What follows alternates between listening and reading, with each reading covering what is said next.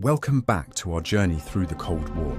In this episode, we delve into the formation of the Warsaw Pact, the Hungarian Uprising of 1956, and the world's reaction to the Soviet invasion. Be sure to subscribe to Mr. Craven History to make sure that you don't miss any episodes in this series, or the other series that cover GCSE history topics. Now, let's get started. The Warsaw Pact, officially the Treaty of Friendship, Cooperation and Mutual Assistance, was signed on May 14, 1955 in Warsaw, Poland. This military alliance included the Soviet Union and 7 other Eastern Bloc countries: Albania, Bulgaria, Czechoslovakia, East Germany, Hungary, Poland and Romania. The pact was a direct response to the integration of West Germany into NATO, symbolizing the growing division between East and West. The member states pledged mutual defense and military cooperation, solidifying the Iron Curtain that separated Europe. While the member states officially entered into the agreement voluntarily, there were significant factors that suggest varying degrees of coercion and lack of genuine choice.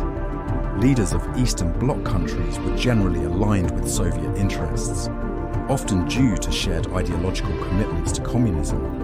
However, their alignment was also reinforced by the presence of Soviet troops and the fear of political or military repercussions for defiance. This meant that while countries like Poland, Czechoslovakia and Hungary had their own governments, their foreign and domestic policies were heavily influenced by Soviet directives. In 1956, discontent erupted in Hungary, challenging Soviet dominance. On October 23, 1956, peaceful protests by students in Budapest quickly escalated into a nationwide revolt. Hungarians demanded political freedom, economic reforms, and the withdrawal of Soviet troops. Imre Nagy, a reformist leader, became the symbol of the uprising. Nagy's political career began in the early 1950s, but he rose to prominence as a moderate communist reformer. In 1953, he replaced the hardline leader, Matthias Rákosi, infamously known as the Bald Butcher, for his brutal purges and repressive policies. Nagy's initial tenure as Prime Minister saw the implementation of several reforms, including efforts to liberalize the economy and reduce the oppressive nature of the secret police. However, his reformist agenda was seen as a threat by the Stalinist faction within the Hungarian Communist Party. In 1955, Nagy was ousted from power by Rákosi's supporters, only to be called back during the 1956 uprising, when the people's demand for change became irresistible. On November 1, 1956, Nagy declared Hungary's neutrality, announced its withdrawal from the Warsaw Pact, and sought support from the United Nations. Khrushchev, the Soviet premier, initially hesitated, but soon decided to crush the rebellion. On November 4, 1956, Soviet tanks rolled into Budapest and a brutal crackdown ensued. The Soviet military's response was swift and devastating. Thousands of Hungarians were killed, and many more were imprisoned or forced into exile. The uprising was crushed within weeks, and a pro-Soviet government was installed.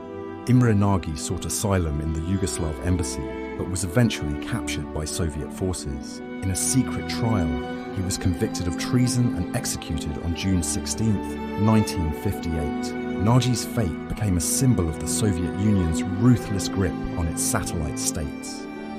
The Soviet invasion of Hungary shocked the world. Western nations condemned the aggression, but their responses were limited to verbal protests and symbolic gestures. At the United Nations, debates raged, but no concrete action was taken. The Suez Crisis, happening simultaneously, diverted international attention and resources. Public opinion in the West was outraged. Demonstrations erupted in major cities, and support for the Hungarian cause was widespread. However, the geopolitical reality of the Cold War meant direct intervention was improbable. The Western powers would not risk war over an uprising in Hungary. The Hungarian uprising exposed the harsh realities of Soviet control in Eastern Europe and highlighted the limits of international intervention during the Cold War.